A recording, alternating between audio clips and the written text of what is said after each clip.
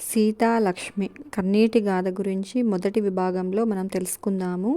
దీనికి ఏమైనా పొద్దున్నే పని పాట ఉందా? పొద్దున్నే ఈ ముండమోపి దాని ముఖం చూడాలా? ఇది కూడా మొగుడితో పాటే చచ్చిపోయి ఉంటే బాగుండేది అని ఎదురింటి మల్లక్క తనని చూసి గొనుగుతూ ఉంటుంది.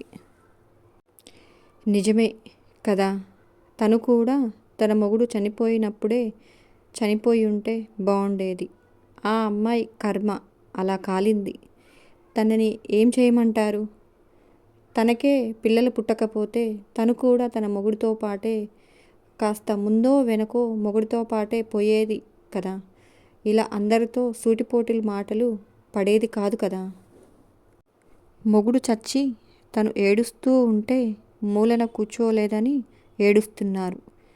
తన మొగుడు చచ్చిపోయి ఇప్పటికీ 2 సంవత్సరాలయ్యింది. ఎందుకు చనిపోయాడో ఆ దేవుడికే తెలియాలి.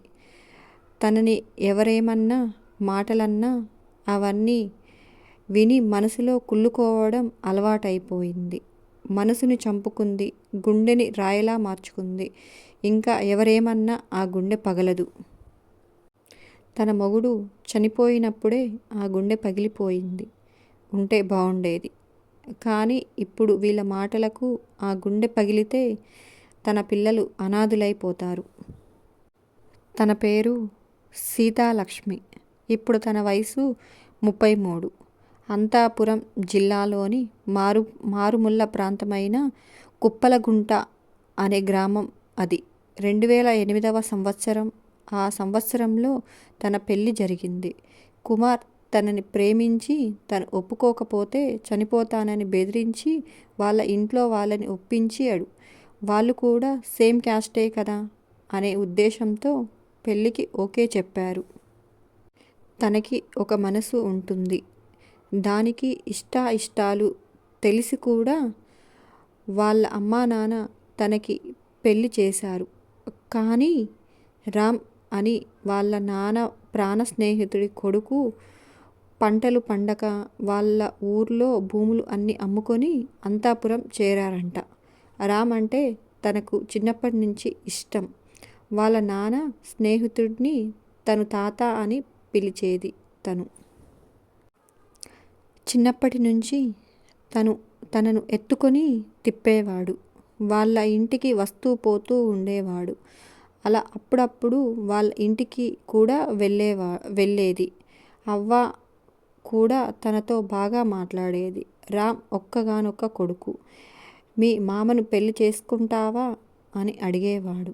అలా తను రాముని చూడకుండానే ఇష్టపడింది. అలా రామ్ని చూస్తూ తన మనసులోనే ప్రేమను పెంచుకుంటుంది. వాళ్ళ ఆయన కుమార్ చాలా మంచోడు.